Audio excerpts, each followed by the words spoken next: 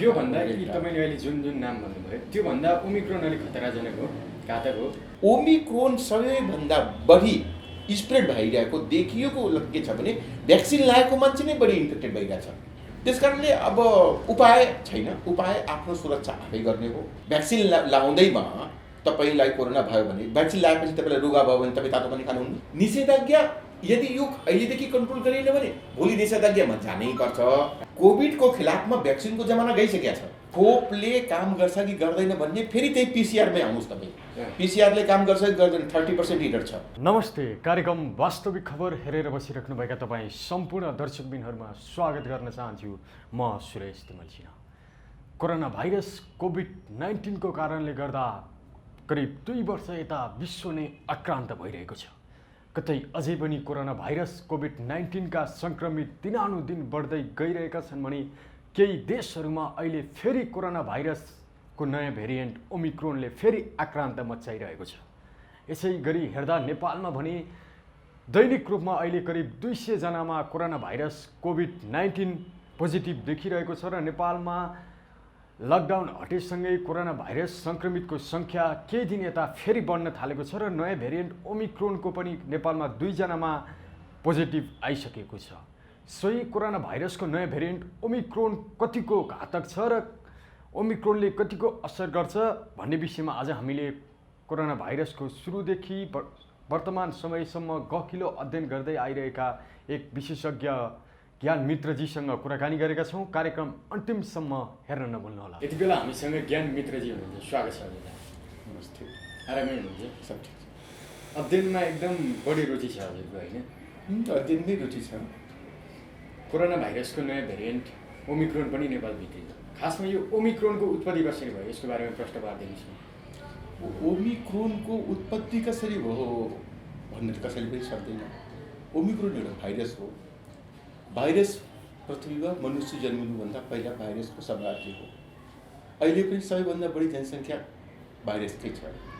एउटा भाइरस आएको थियो 2019को कोरोना भाइरस, जुन चीनबाट आएको मानियो, प्रमाणित छैन। बढी जसो सङ्ख्या के थियो चीनमा कुनै कारणले कुनै कारणवश कसै गरी आयो, कोभिड-19 नाम दियो। अब भाइरसको एउटा चरित्र के हुन्छ भने भाइरस म्युटेट भइरहेको छ। म्युटेटलाई हामी के भन्नु, जुन एउटा कुरा छ त्यसले नेचरमा सर्भाइभ हुनलाई आफूलाई अपडेट गरिराख्नुपर्छ। अपडेट गरेन भने त्यो सर्भाइभ हुँदैन। सर्भाइभल अफ द फिटेस्ट डार्विनले भनेको थिए अथवा अन्य कसैले भनेको थियो। मनुष्यले पनि आफूलाई प्रत्येक स्थिति अनुसार सर्भाइभ गर्दै ल्याएर हामी होमोसेपियन्स शक्तिशाली भएका छौँ।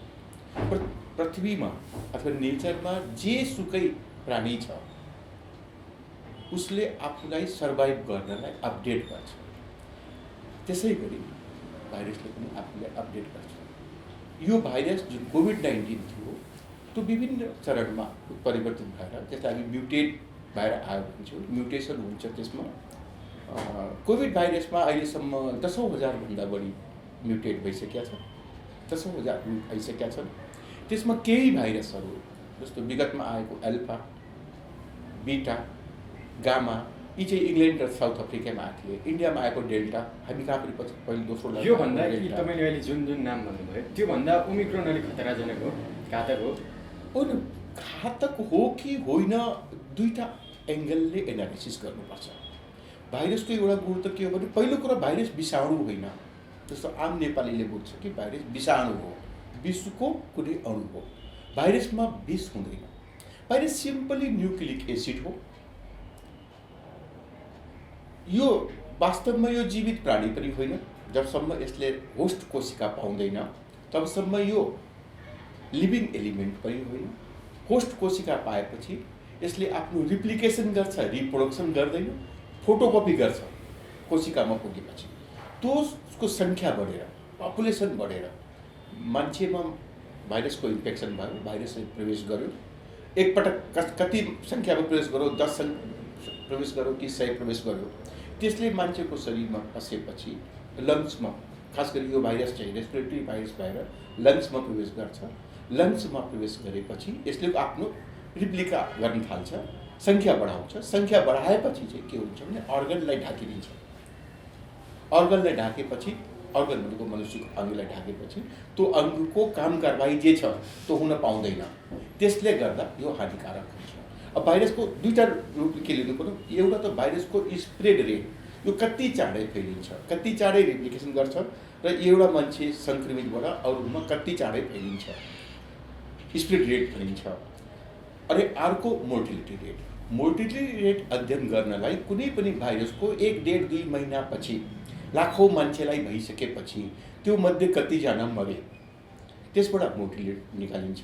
तर भाइरस आएको कहिले 19 नोभेम्बरमा साउथ अफ्रिकामा देखिएको पिसिआर टेस्ट गर्दा पुरानो जिन नदेखिएकोले, यस जिन थियो भाइरस पुरानो डेल्टामा, त्यो नदेखिएकोले शङ्का भएर यसको जिन सिक्वेन्सिङ गर्दाखेरि यो नयाँ भेरिएन्ट साबित भयो, जुन 24 नोभेम्बरमा थाहा भयो। 26 नोभेम्बरमा यसलाई ओमिक्रोन नाम दियो। यसको बारेमा डिटेल अध्ययन हुन बाँकी छ।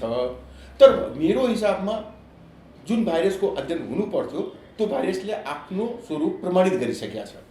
19 नोभेम्बरमा 800 जति case, about 800 case PCR test गर्दाखेरि कोरोना पोजिटिभ आएको थिए साउथ अफ्रिकामा।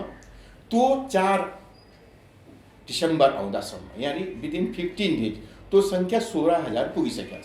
ल म यसैमा एउटा सन्दर्भ पनि जोड्न चाहेँ।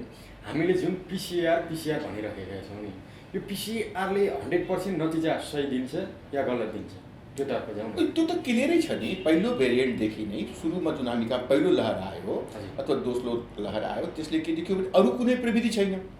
प्रविधि एउटा मात्र चाहिँ पिसिआर जाँच्ने। तर पिसिआरमाथि शङ्का उत्पन्न भयो। अनि पिसिआरमाथि तपाईँले शङ्का, जस्तो अहिले शङ्का भ्याक्सिनमाथि नै शङ्का होला।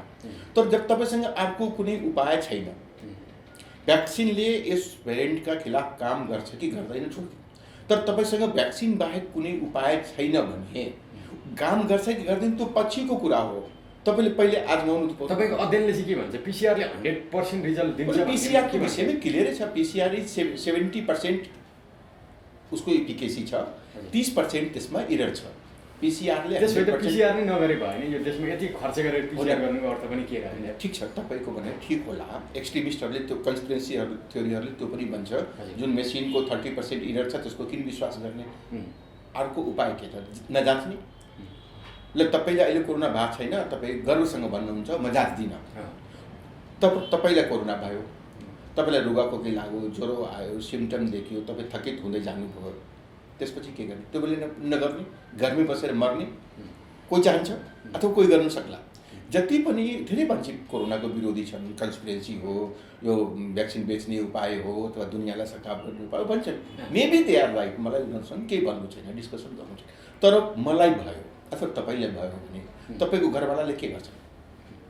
हस्पिटल जानु पर्यो परेन?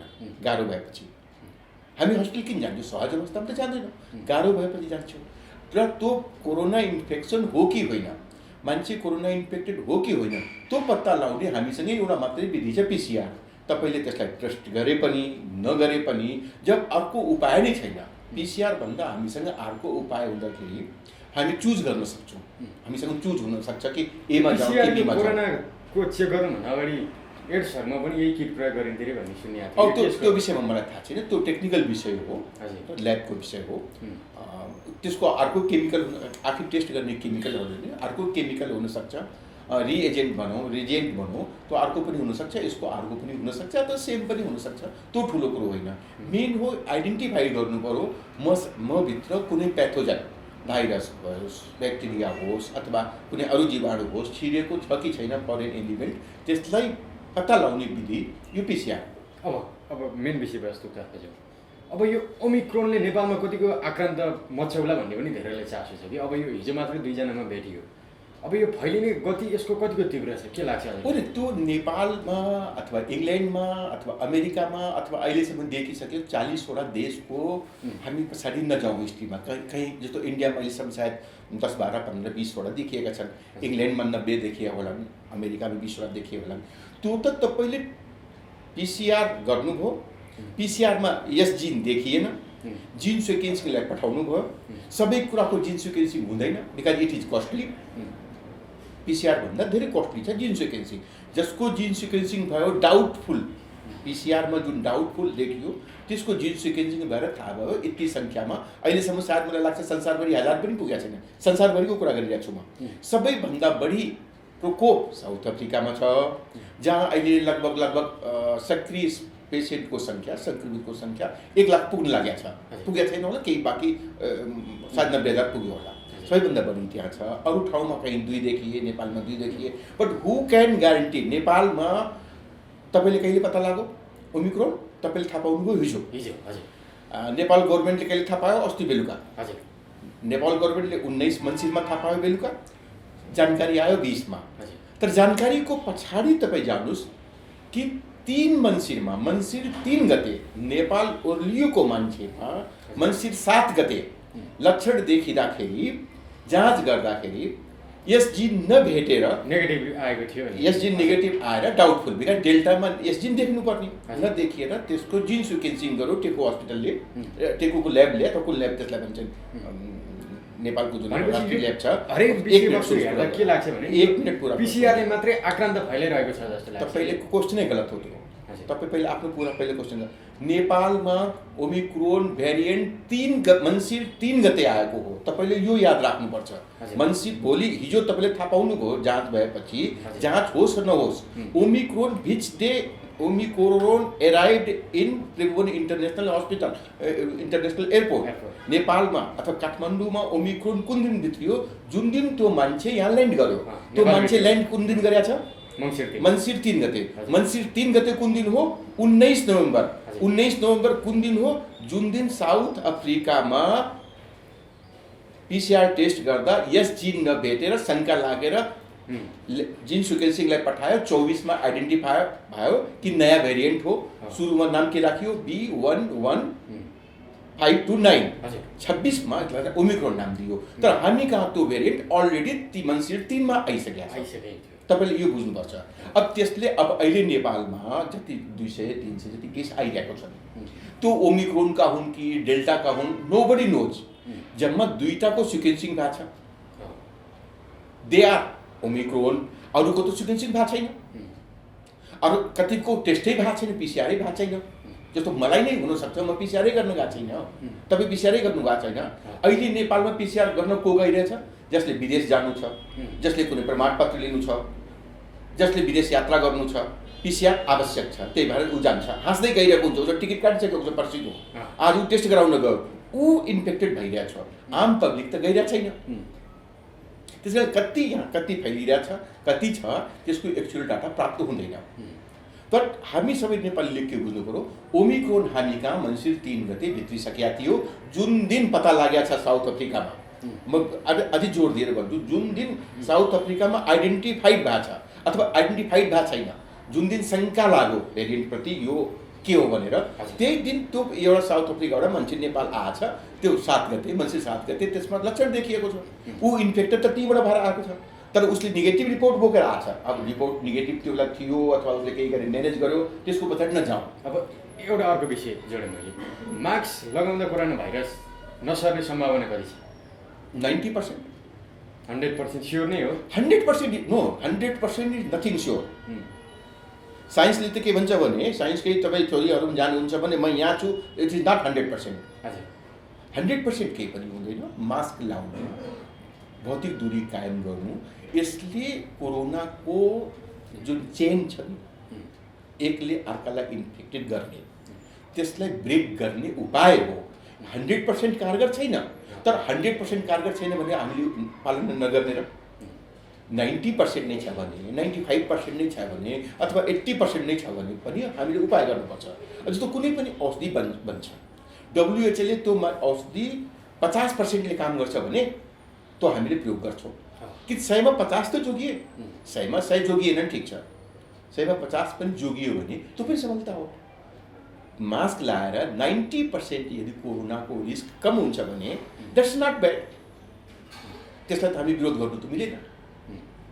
कसैले पर्सनली मास्क लाउँदैन भने उसको खुसी होला, तर उसले मास्कको विरोध गर्नु, क्याम्पेनिङ गर्नु, त्यो त ह्युमेनिटेरियन हुन सक्दैन। यो कोरोना भ्रम हो कि यथार्थ हो भन्ने पनि धेरैले चाहन्छ कि भ्रम हो कि यथार्थ हो? अब ठिक छ, के हो? कोरोनाको मसँग नयाँ डाटा छैन, 1-2 दिन पहिलाको डाटा होला। 52 लाख मान्छे कोरोनाको नाममा मरिया छ संसारभरि। नेपालमा 11,000 मरिया छ। त्यो भ्रम हो कि यथार्थ हो? म तपाईँसँग सोध्छु, तपाईँ मसँग नसोध्नुहोस्। नेपालमा जुन 11,000 मान्छे, मलाई लाग्छ त्यो चाहिँ हस्पिटलको डाटा होला अथवा रिकग्नाइज डाटा होला, त्यो बाहेक पनि मऱ्यो होला नि। मतलब जो अर्को 5-7 हजार पनि मरेको हुन सक्छन्। मसँग डाटा छैन, र सम्भावना मात्रै। एउटा कुरा के भन्ने नि, मैले यो विषयमै जोडेँ। तपाईँलाई फर इक्जाम्पल अहिले तपाईँलाई कोरोना छ है, उदाहरणको लागि म तपाईँको सम्पर्कमा नजिकै छु नि त। तपाईँलाई कोभिड हुन्छ, मैले चेक गरेँ भने फेरि मलाई कोभिड हुँदैन। यो कस्तो हिसाबले हुन्छ कि एउटै आमा र बच्चा सँगै छन्। तपाईँको सिन्धुपाल्चोकमा पहिलो एकजना महिलाको मृत्यु भयो कोभिडको कारण। त्यही महिलाले दुध चुसाइने एउटा बच्चालाई, आफ्नो बच्चा थिए, सानो बच्चा, ती बच्चालाई कोभिड भएन, ती महिला कोभिडकै कारणले बितिन् कि। हो नि, तपाईँले यो बुझ्नु पर्यो। तपाईँले क्वेसन राम्रो गर्नुभयो। एड्स कसरी सर्छ? एड्सको भाइरस हो, एड्स कसरी सर्छ? एड्स हावाले सर्छ, सासले सर्छ? हजुर सर्छ? तपाईँले थाहा छ भने भन्नुहोस्, नभए म भन्नु। भन्नुहोस् न। एड्स कसरी सर्छ तपाईँलाई थाहा छ? किन एड्स धेरै पुरानो भाइरस भइसक्यो। हजुर एड्स आएको नै लगभग 30-35-40 वर्ष लागिसक्यो। एड्स भाइरस कसरी स्प्रेड हुन्छ? एकजनाबाट अर्कोजनामा कसरी सर्छ एड्स भाइरस? ब्लड ट्रान्सफ्युजन भएर अथवा सेक्सुअल कन्ट्याक्टबाट। सासले सर्दैन, एयरबोर्न होइन। त्यसको लागि कि रगत ट्रान्सफ्युजन हुनु पर्यो कि सेक्सुअल कन्ट्याक्ट हुनु पर्यो। शरीरभित्र रहेको फ्लुइडको माध्यमबाट सर्छ। तर यो भाइरसको चाहिँ प्रवृत्ति के हो भने यो शरीरभित्र रेस्पिरेटरी भाइरस हो। रेस्पिरेटरी भनेको श्वसन प्रणालीको भाइरस हो। यसले इफेक्ट पनि श्वसन प्रणालीमा गर्ने हो। श्वसन प्रणालीसँग सम्बन्धित केही कुरा आयो, कफ लाएर आयो, कफिङबाट मैले बोल्दाखेरि जुन ड्रपलेट मेरो मुखबाट निक्लियो, थुक निक्लियो, थुकको मसिनो कण तपाईँलाई थाहा पनि हुँदैन। थुकको ठुलो कण आयो भने तपाईँलाई थाहा होला, तपाईँ मलाई गाली गर्नु होला, त पुस्नु होला। त यति माइनर कण हुन्छन् जुन तपाईँले थाहै पाउनुहुन्न। माइक्रोदेखि भन्दा न्यानो लेभलमा जानुहोस्, त्यो कण हुन्छन्, त्यसको माध्यमबाट यो सर्ने हो। अब दुध चुसाएर सर्छ भन्ने छ नै छैन नि कोरोना भाइरस। बिकज कोरोना भाइरसको बाहक दूध नामक जुन फ्लुइड छ शरीरको, त्यो हुँदै होइन नि, बाहकै होइन त्यो। यो बाहक के हो? हाम्रो श्वसन प्रणाली यसको बाहक हो। भनौँ न, यसको वाहन के माथि हिँडेर यो यात्रा गर्छ कोरोना भाइरस? हाम्रो श्वसन प्रणालीबाट, त्यसको हाम्रो फ्लुइडबाट जो निक्लिन्छ, थुक निक्लिन्छ, राल निक्लिन्छ, कफ निक्लिन्छ, त्यसबाट सर्छ। अब यसको निष्कर्षमा जाउँ। तपाईँलाई कोरोना भाइरसबाट बच्नको लागि तपाईँको अध्ययनले के गर्दा चाहिँ बच्न सकिन्छ भन्ने निष्कर्ष? कोरोनाको लागि बच्नको लागि त पहिल्यैदेखि कोभिड-19 को पालादेखि कोभिडको प्रोटोकल आएछ। मास्क लगाउनुहोस्, सोसल डिस्टेन्सिङ पालन गर्नुहोस्, सरसफाइ गर्नुहोस्, त्यो यावत गर्नै पर्छ। त्यसका बावजुद पनि इन्फेक्टेड त हुन्छ। आजको डेटमा लगभग आएदेखि 28 करोड मान्छे त इन्फेक्टेड भइ नै सकेका छन्, अझै पनि हुन्छन्। अब कोरोना भाइरसको बारेमा मान्छेहरू भन्छन् कि यसको बारेमा थाहा छैन। विभिन्न डाक्टरहरूको पनि म हेरिरहेको हुन्छु, संसारभरिकै डाक्टरहरू हेरिरहेको हुन्छु कि कोरोनाको यसको बारेमा स्टडी हुनु बाँकी छ। कुनै स्टडी हुनु बाँकी छैन। यो थाहा भइसकेको छ ओमिक्रोन भाइरस पहिलेको भाइरस डेल्टा भाइरसभन्दा मिनिमम कम्तीमा 3 गुणा भन्दा बढी स्प्रेडर छ। यसैमा फेरि अर्को प्रश्न पनि जोडेँ मैले। तपाईँको यो खोपले पनि काम गर्दैन रे है ओमिक्रोनलाई भन्ने जुन यो भ्रम हो कि यथार्थ, यो पनि फैलिरहेको छ। खोपले कतिको काम गर्छ ओमिक्रोनलाई? खोपले काम गर्छ कि गर्दैन भन्ने फेरि त्यही पिसिआरमै आउनुहोस् तपाईँ। पिसिआरले काम गर्छ कि गर्दैन, 30% हिटर छ। But we have no choice. त्यस्तै छ भन्ने बुझ्नु। We have no choice. कोरोनाको लागि पनि वी हेभ नो चोइस। खोप लागेको मान्छेमा अहिले नै नेपाल गभर्मेन्टले नै बुस्टर डोज दिने कुरा गरिसकेका छ। अमेरिकाले गरिसकेका छ, इन्डियाले गरिसकेका छ, सायद इजरायलले त दिनै सकेका छ कतिपय कन्ट्रीले। यसले 2-3 महिना 4-5 महिनासम्म एउटा सुरक्षा दिन्छ कि त्यो बेलासम्म मान्छे शरीरभित्र कोरोना इन्फेक्सन भयो भने एन्टिबडी बनिया चाहिँ लड्छ। तर एन्टिबडीको लेभल कम भएपछि काम गर्दैन। लकडाउनमा चाहिँ अब नेपाल जाला कि नजाला? लकडाउनमा जानु आवश्यक छैन। दैट आई क्यान नट से। यो पोलिटिकल क्वेसन हो, राज्य सत्ताको क्वेसन हो। तपाईँको विचारमा चाहिँ के लाग्छ? लकडाउनमा जाँदा कोरोना नियन्त्रण हुन्छ? पक्कै हुन्छ। किनभने यदि आज तपाईँमा यसरी कुरा गरिरहेको छ, तपाईँले पनि मास्क लगाएको छैन, मैले पनि मास्क लगाएको छैन। We are in risk. तपाईँ रिस्क कसरी म्यानेज गर्नुहुन्छ थाहा छैन, मलाई आफ्नो रिस्क म्यानेज गर्ने थाहा छ। मैले आफ्नो त्यो बताउनुहोस् न। त्यो पछिको कुरा, त्यो अरू कुनै सन्दर्भमा कुरा गरौँ न। इन्टरभ्यूमा एउटा समय हुन्छ जुन टपिक भन्न बाहिर नजाउँ। तपाईँ रिस्क कसरी म्यानेज गर्नुहुन्छ थाहा छैन होइन। तर भोलि यसरी नै एकदमै बढी फैलियो भने सरकारसँग एकदम बढी फैलियो, दिनमा 8,000 10,000 पेसेन्ट आउन थाल्यो, सबैलाई हस्पिटल चाहिँदैन। कोरोना भाइरसको कुनै पनि भेरिएन्टले 10 देखि 15% मान्छेलाई इफेक्ट गर्ने, 85% इज अलरेडी सेफ। होल ह्युमेनिटीमा, होल वर्ल्डमा 85% मान्छेलाई केही हुँदैन, कोरोना भाइरस भयो भने पनि आफै निको हुन्छ 2-4 दिनमा।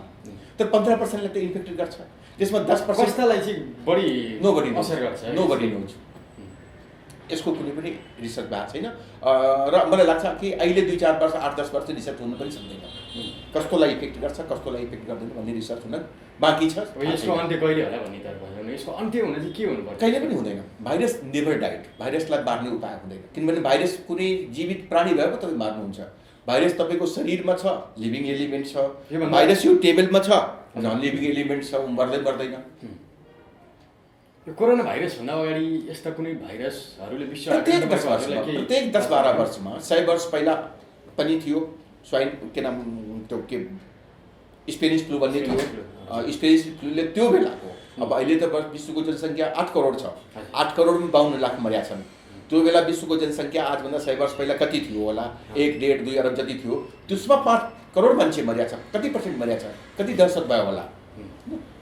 त्यो बेला यत्रो हामीसँग मेडिकेसनको उपाय पनि थिएन, हस्पिटल थिएन, आइसियु थिएन, भेन्टिलेटर थिएन, अहिले त छ नि त।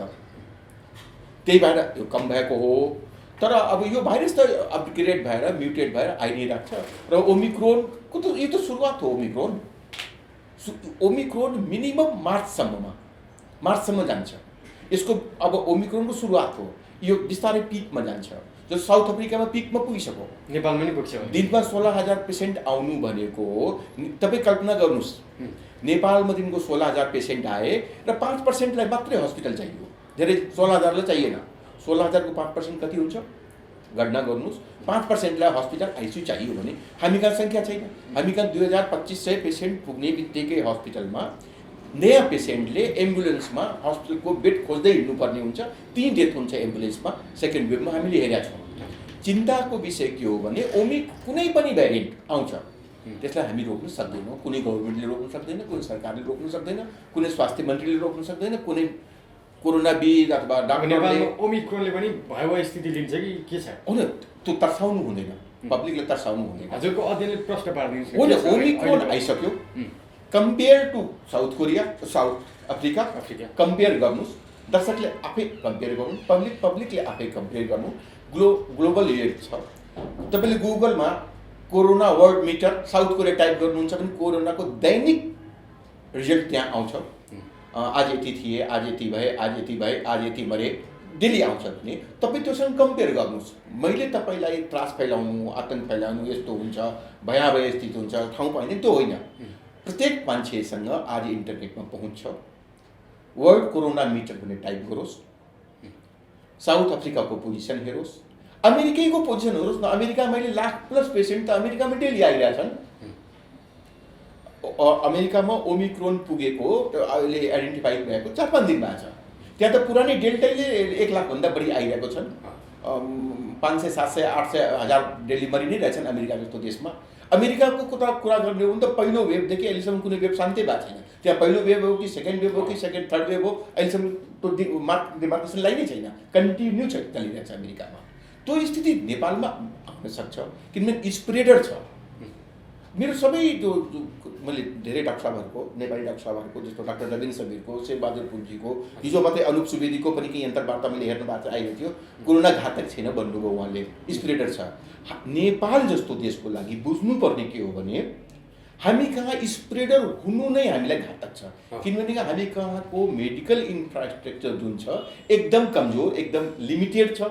2,225 आइसियु बेड छन्, 500-700 एउटा भेन्टिलेटर छन्।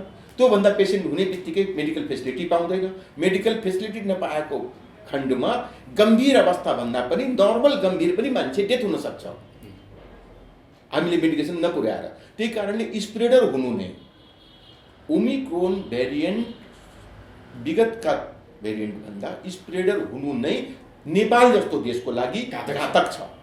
हामीले यसलाई पहिला नै एकै दिनमा पछि गएर निषेधाज्ञा लाग्छ कि लाग्दैन सोच्नु लकडाउन पहिलाको शब्द लकडाउन त्यो पछि निषेधाज्ञा भयो हामी कहाँ हुन्छ कि हुँदैन यो प्रश्न गर्नुभन्दा अथवा त्यो कन्डिसनमा जानुभन्दा यदि हाम्रो सरकार हाम्रो निकायहरू डाक्टर साहबहरू चाहिँ अवेर भएर भिडभाड कम गर्ने कन्ट्रोल गर्ने स्प्रेड हुन दिने जे देखिएको छ त्यसलाई ती आइसोलेसन गर्ने कन्ट्र्याक्ट ट्रेसिङ गरेर कोरोनाको प्रसार रोक्नु हाम्रो दायित्व हो। कोरोना त आइसक्यो, ओमिक्रोन त आइसक्यो, ओमिक्रोनलाई हामी स्टप गर्न सक्दैन, कुनै बाटो छैन। त्यसलाई हामी जस्तो मलाई देखियो भने मलाई आइसोलेट गर्ने, मेरो घरैबाट नसरोस्, मबाट अरूलाई नसरोस्। त्यस कारणले व्यापक पहिलो कुरो त व्यापक फेरि एकपटक पुनः दिनको 30-40 हजार टेस्ट हुनु पर्यो, पिसिआर हुनु पर्यो। तपाईँलाई विश्वास भए पनि नभए पनि पिसिआर बाहेक अरूको उपाय छैन। I am not against PCR, I am not against vaccine. उपाय भए पनि नभए पनि तपाईँ भ्याक्सिन लाउनुहोस्। काम नगरे पनि नलाए पनि हुन्छ, लाए पनि हुन्छ भने लाएको खण्डमा केही पर्सेन्ट जोगिन सकिन्छ भने 5% सुरक्षा दियो भन्नु वाट नट ब्याड। सित्तैमा छ कि त आफ्नो खर्च पब्लिकको हुन्छ भने 2000 किन खर्च गर्नु भन्ने हुन्छ। त्यो सित्तैमा छ भने ल्याइदिनुहोस्, गरोस् नगरोस्। हो, कोरोना भ्याक्सिन त ओमिक्रोनमा फेल हुनै पर्दैन। कोरोना भ्याक्सिन त डेल्टैमा फेल भइसकेको छ। नेपालमै दुवै डोज भ्याक्सिन लाएका डेल्टाको दोस्रो डोज, डेल्टा भेरिएन्टको दोस्रो लहरमै धेरैजना मेरै साथीहरू मर्या छन्। दुवै डोज लाएका मान्छे मर्या छन्। उनीहरूको परिवारसँग सोध्नुहोस्, उनीहरूको परिवारले त भ्याक्सिनलाई के भन्छ होला, जसको घरमा दुवै डोज लागेको मान्छे मर्या छ। तर जे भए भने पनि ल्याउनु त पऱ्यो नि त। तर त्यो लाएको बावजुद र ओमिक्रोनमा एउटा अब त्यसको भन्नुहुन्छ कि हुँदैन मलाई थाहा छैन, किन यो सूचना हो, सूचना चाहिँ दिनु। ओमिक्रोन सबैभन्दा बढी स्प्रेड भइरहेको देखिएको के छ भने भ्याक्सिन लगाएको मान्छे नै बढी इन्फेक्टेड भइरहेछ। पहिला कोरोनाको कुनै अन्य भेरिएन्टबाट इन्फेक्टेड भएको संक्रमित भइसकेको मान्छे नै पुनः संक्रमित भइरहेछ। अब WHO को पनि निकाय न हो WHO, विभिन्न देशका विज्ञहरू त्यहाँ छन्। जस्तो इन्डियाको एउटा विज्ञ हुनुहुन्छ त्यहाँ डाक्टर सौम्या स्वामीनाथन, इन्डियाको प्रतिनिधित्व गर्नुहुन्छ WHO मा। उहाँको स्टेटमेन्ट आइरहेछ कि मेबी अब सिधै त बोल्नु मिलेन, उहाँहरू 15% मान्छे मेबी भ्याक्सिनले काम लाग्दैन कि। अब भ्याक्सिनले काम लाग्दैन भने उहाँले भ्याक्सिनको उहाँ विरोध गर्नुहुन्न, नलाउ भन्नुहुन्न। उहाँहरूले के भन्नुहुन्छ, बुस्टर डोजको वकालत गर्नुहुन्छ। त सवाल यो छ कि इजरायलले त 3 लगाइसकेको छ बुस्टर डोज। ती बुस्टर डोज लाएर तेस्रो, बुस्टर डोजको अर्थ तेस्रो, 2 डोजलाई विभिन्न भ्याक्सिनलाई 2 डोजलाई पूर्ण डोज भनिन्छ र त्यसपछि लाउने डोजलाई बुस्टर डोज भनिएको छ। बुस्टर डोज भएर पनि यदि कन्ट्रीलाई लकडाउन गर्नुपर्छ भने त्यो बेला चाहिँ प्रश्न हुन्छ what is utility of vaccine. इजरायलले पनि आफूलाई पुरै अब लकडाउन नै स्थितिमै छ। त्यस कारणले अब उपाय छैन। उपाय आफ्नो सुरक्षा आफै गर्ने हो, सकेसम्म सङ्क्रमण हुन नदिने हो, सङ्क्रमण भइहालेको खण्डमा आफ्नो मनोबलले जित्ने हो। जे उपाय गर्न सकिन्छ गरे। भ्याक्सिन लाउँदैमा तपाईँलाई कोरोना भयो भने भ्याक्सिन लगाएपछि तपाईँलाई रुगा भयो भने तपाईँ तातो पानी खानुहुन्न अथवा हल्दी बेसार जे खानुहुन्छ, लौङको खानुहुन्छ कि काढा पिउनुहुन्छ कि तुलसी पिउनुहुन्छ, रुगा लागेपछि लाग्दा पनि हामी त गर्छौँ नि।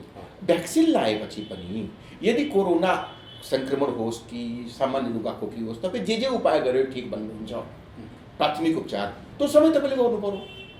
आखिर नेपालमा अहिलेसम्म कतिजनाले कोरोना प्रमाणित भएको छ, कति नै टेस्ट भएको छ। कोरोना त धेरैलाई भइसक्यो होला, कतिपयलाई थाहै नभइकन कोरोना निको भइसकेको छ। सबै उपाय गर्नु पर्यो, आफ्नो सुरक्षा आफै गर्नु पर्यो। र अब जब कोरोना नेपाल आएको प्रमाणित नै भइसकेको छ, तपाईँ हामी सबैले अनावश्यक रूपमा बाहिर जान आवश्यकमा जानै पर्छ। मैले लकडाउनको एकदमै घरै बन्द हुनु भने होइन, अनावश्यक रूपमा बाहिर जान, अनावश्यक रूपमा यात्रा गर्न। जस्तो अब मेरो सिफारिस यदि कसैले सुन्छ भने म त आजै अनुरोध गर्छु, अस्तिदेखि नै म अनुरोध गरिरहेको छु, कम्तीमा हामीले स्कुल कलेजलाई घरैबाट गर्न सक्छौँ, सञ्चालन गर्न सक्छौँ।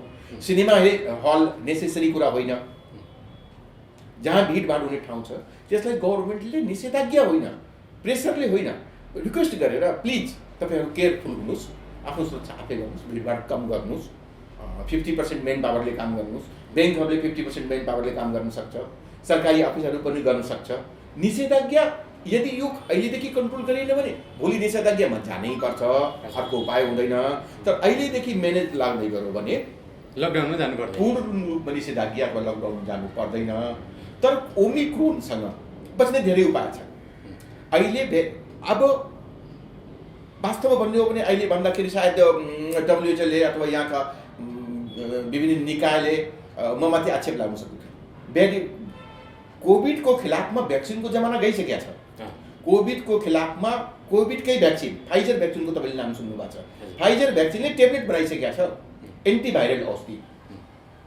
अब कोभिड भएको मान्छेलाई, सङ्क्रमित मान्छेलाई उसको नाम सायद उसले बनाएको, फाइजरले बनाएको औषधिको नाम प्लेक्सोभिड छ। सायद मेरो उच्चारण गलत होला, म तपाईँलाई लेखेर दिन्छु, तपाईँ त्यसमा लेखिदिनु। प्लेक्सोभिड छ। अर्को मर्क भन्ने कम्पनीले मेलिनोपिराविर जस्तो के औषधि बनाएको छ, त्यो टेब्लेट हो। कोभिड पेसेन्टलाई सङ्क्रमण भएपछि खान दिने हो।